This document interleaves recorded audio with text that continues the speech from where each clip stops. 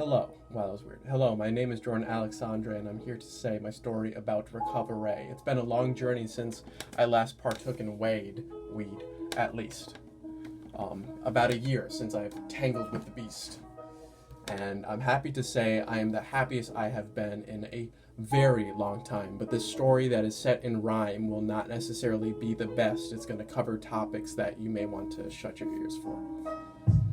17 years old, smoking weed, took about 5 times before I actually got it within me, cried to a very beautiful song. I still remember it. I believe it was Gold by Dream Koalas, but so long. It's been a while since I listened to that tune.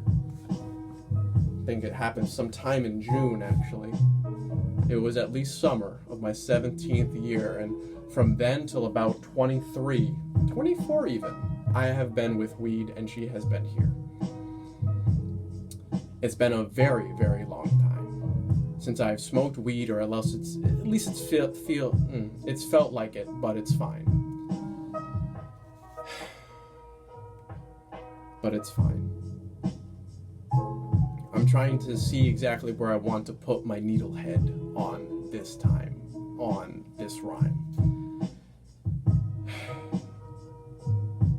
Well, Dr. K said, start with your aha moment. My aha moment was realizing that there was nowhere else to go besides rehab, and I have to own it. I remember my parents being done with me. They were like, this is the last time or else you're out on the street.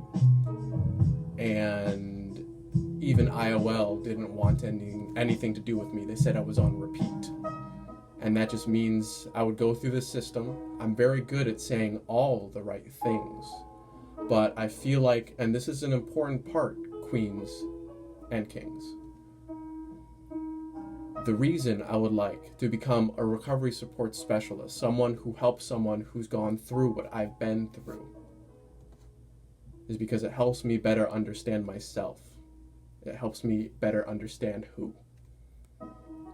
Jordan Alexandre. But that name doesn't seem like it's much, but it carries a good amount of weight. It's the weight of one life. It's the weight of one dude's fate. A man who's naturally gifted, but stunted at the same time, thanks to weeds and blunts that I had to smoke on my own dime, chasing pavements. Whatever that means, but I'll say it. I really think that I meant to say, chasing the grave. Trying to burn myself out, trying to escape this reality. As I stare, not at the duck, but at my wall, wondering who I'm really talking to. I hope it is my future lover, but not a lover, my woman, my chief, my dude. This is a therapy session that I happen to have with myself. I have it every week, Mondays at 11. Sounds like a new segment.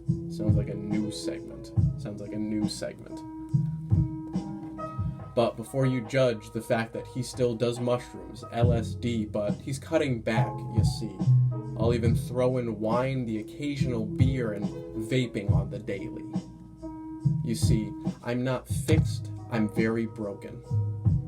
But I'm trying to have a new chapter open. I'm trying to be better than who I was before. I'm trying not to suck, fucking swallow like a good, you know the word. Again, scarred person, scarred life. But it doesn't mean that I don't have a reason to get up at night to write. I have weird dreams. I hear voices in my head. I realize that they're me, but they could be you instead. I want a world more connected. I want a world more connected. A world full of more understanding. I hope that's not too demanding. A world where we can live at peace and still be left standing. Because I feel like, honestly, the world is too divided for this kind of stuff to really come out. I feel like the second people see a man on the street spouting nonsense about God being himself, they just shut it down. But imagine if we had a person who could come in. So like, yo, King, you alright? maybe take some medication, but we even know that they push that shit on us because it fills their bankroll, all right? I'm looking for any source, any person who can help me with my fate. I'm looking for a guru, a teacher, someone who can teach me not to just spend time and be late. That's not really what I wanted to rhyme, but I tried to make it a little bit more appropriate.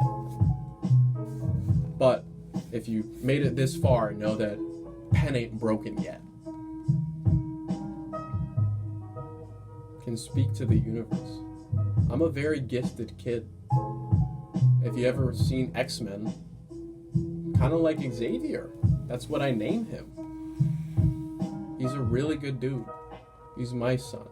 The one I created from when he was still a sparkle in my fucking eye. And my daughter, Lilith, the one who I really hope ends up with a really good guy, not like me. Because I have been through the ringer when it comes to relationships. I have been through the ringer when it comes to women. And it's all because I messed up once. And now I'm just shitting on them. Let me rephrase that. This is a very also good place to start. At my old college that was not UHeart. Met this fantastic woman. Still is to this day to some extent. Her name was Lauren. Has my heart. Or at least had it then. But I decided to cheat. And that screwed up my entire life. It seems like I'm just trying to pick up frail pieces of glass that shattered that night. We decided to take acid together. And that was the start of my bipolar disorder. It was the catalyst that caused me to truly boil over. I am blessed beyond belief that I didn't end up in a jail or worse. Dead. If you want me to be crass, in a fucking hearse in North Carolina, and no less. Let's put it in reverse. Got into the college that I really wanted. Met this fantastic person on Facebook. Asked her what did she do on her Saturday nights, and Toonami took. Talked for a little bit. Didn't talk for about 3 months. And then on the second day of my college experience, she said, yo, where you at? Let's roll blunts. Not really, but kinda. Let's hang out. Let's chill. And every single day of my 3-month college experience, we hung out. But Jordan was bearing secrets that he only can tell now. Only could tell now. You see, I used the excuse that the relationship was a little bit less than a relationship, that we were just kind of friends who casually kissed. So I could dip my dick in another bitch. 2, in fact. And that came through, especially when I had my first manic episode on January 4th, 2016, but now it's almost 2022. It was horrible. I thought my friends were gonna leave. I thought my family was gonna die. I thought that I was gonna be left alone on this earth. Just me, just your guy. Day and night I spent in the Purple Pod, where they were trying to discover what type of substance he took. Oh my lord, oh my god. I couldn't imagine the grief, the strife that my parents went through those consecutive nights. I really wish I had someone kind of like me to talk and say, yo dude, it's gonna be alright. About January 4th, hospitalized, officially inpatient, and I was impatient. I'm telling you, man, I could not wait to get out. I met some lovely-ish doctors. I met some nurses who kind of cared. I had the best breakfast that I've had to date, not that I care. Barely eat it anymore. But I'm happy to say that French toast, sausage, and rehydrated eggs are our top Michelin star. Spending time in the IOL, I think it was D3 South. Just running my mouth, making plans, getting out than getting back in. And that about happened time and time again and time again and time again. 9 times, in fact, friend. 8 times were my fault, induced by weed, lack of medication, and lack of sleep. I know what it takes to get me in there, and I know that ticket and ambulance ride ain't free, my G. Yet still, every single time, I would be angry at myself, at the world, not realizing the ripples that came out. Not realizing that all the cops around town know me. I got pulled over one night, and they were like, "Oh, it's you, no doubt. How you doing?" And I was like, "I'm doing a lot better. I would appreciate not a ticket." And he said, "All right, because it's you, you can fucking kick it." And I was like, "Thank you, officer. Have a lovely night." And then we kick it. Not realizing the ripples that it made on my parents' life. But as I said, it's better now. But I still deal with a whole lot of internal strife. Again, a recovery support specialist is what I would like to be. So within, I can find a milder, deeper understanding of me. Frankenstein, not saying that I'm him, but looks himself in the mirror. Who does he see? A man, a myth, or the monster that he really be? Made by who, you see?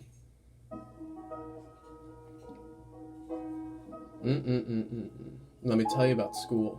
There was just one time I was manic, and I just wanted to make tea for my dudes. Ginger and cinnamon went in a pot, barely cleaned. Took wood from projects that others needed, my bean. Just to keep the fire going. Meanwhile, my body is rotting and it's showing. Not taking care of myself is one of the biggest things. I'm trying to go to the gym so I can look like a king. But I'm realizing that I'm okay with who I am now. I'm realizing that as time goes on, as I stay farther away from at least weed, I can understand more now. I remember there was a time where I was going back to school. It was the summer. I was in New Haven. I was smoking cigarettes like a fucking tool. Like a fool, I'll say. And I wrote a line of poetry. The basis of it was, I feel like an idiot. I feel too stupid to come and collect. I feel like in art class, I'm not going to have enough to say in the critiques. I feel like instead of critiquing my art, they're going to critique me. They're going to say, who the fuck is this kid? Can't even form sentences, let alone pass classes. Get. I'm still going through college. I'm still trying to push myself through that work. But beyond money, beyond time, beyond doubt, it just hurts. My friend Alexia said to me once, college makes you mad, manic, and you just hate yourself. So I'm constantly struggling with this idea that I need something else. I need a degree. I need a receipt for that hell. Meanwhile, I would rather get paid or at least prosper doing this, playing guitar, nurturing my future kids, saying you don't need to do that shit. But once again, let me tell you about rehab, the blessing sin, in coronavirus no less. Luckily for me, the world was kind of put on pause, so Jordan could go through rehab with little applause. I'm lucky that my mom actually decided to gift me a guitar. And the only thing she said to me in my mind, or at least memory, was, learn it. And let me tell you, bought an electric one like 3 days ago, and I am going to earn it. I have great goals for myself. I set them up every day. I make my bed every morning before I take a shower. That is the saving grace that I write about every single time I have a free moment, a free second, a free hour. Shout out to William Dantzler, the man who gave me his card when I was going through times that couldn't be expressed by the word hard. Said, all you need to do is write. I can't wait to see your book, in fact. Imagine this, pre-written, prescribed, pre-described by that man who is also black. And all I want to do is live up to him, his statement, in fact. Which is what? Work on yourself, Jack. Work on your right. Journal every day. Make sure that you and your feelings are in check, okay? This work is not cut out for everyone. You will come home sober and hungover, son. I can't imagine what I'm going to go through. But every single day, with a smile on my face, I will come to you. Say, hey, even if I'm having a shit one, even if memory does evade me through this course that has taken a few months. Be like on that second day when that girl said, yo, Chief, let's roll some blunts. Just talk to me about what's going on inside your head, about what's going on in your mental. I've been there, and I know that mania can be rather sinful. But let's get into it. Mania is a light at the end of the tunnel when darkness is found within a cave. Mania is the flower that sprouts. Mania is equally the flower's grave. And the flowers left on the grave. What more can I say? I know co-occurrent and dual diagnosis till it's my lasting, ending day. This is Jay's poetry. This is Jay's poedrank, because you're gonna need it. Clink. I hope that I don't end up in that same word, but I'm gonna curse my tongue before I think. Horrible people do horrible things. I am neither of those. I just hope that as the future grows, we grow toe. I hope that makes sense. I hope this does appeal. I will not be making another one. You know the deal. Let me give you the spark notes of my recovery story if you haven't heard. This is the word. My name is Jordan Alexandre. Please say it correct. It comes with a lot of disrespect if you say the other one, Alexander. I am no great. If I reverse that shit, it's a little bit too late. I am no conqueror. I am no king. I am a man who just wants a deeper understanding. I don't need bling. I don't need women, riches, anything. All I need is this. All I need is a beat and someone to understand when the vibes hit. If that makes sense.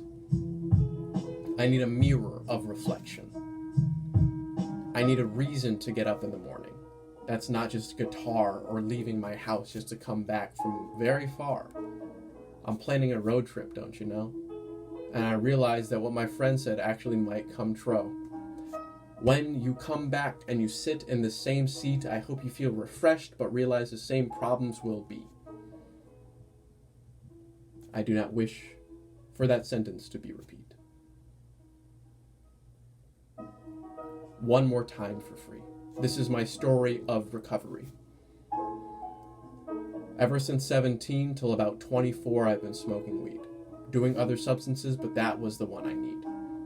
I'm happy to say I can breathe free. It can be in the same room. I don't need that shit in my life, not until I want my eternal doom. Other substances will have to do. I don't do cocaine. I don't do marijuana. I don't want it. Nothing hard. I keep it light and natural, if you know what I mean. And that's hard for me to admit, especially when I say that I'm in recovery. I hope I don't have to depend on them, because I really don't. They give me a break, a refresher, something that prescription just won't. Help me realize the connectiveness of it all, and all the hippie garbage that kind of collects in the 70s, if you know what I mean. But let me repeat one more time. My story of recovery is sobriety on my own dime. My story of recovery is sobriety on my own dime. In my mind, I think I'm doing pretty fine. If that's enough, if the truth hurts, I'm sorry. I hope that I can burn this and we can just get on with it. Get on with we. the job isn't for me, then it's not for me. But when it comes to mental discrepancies, when it comes to outliers and people who just aren't really there, as they say, I'll be the fisherman to pull them in until I die on that last day. Person that brings people together. Believe me, I know I can weather. But as I put my glasses on my face and walk out the door, I would like to say one thing more.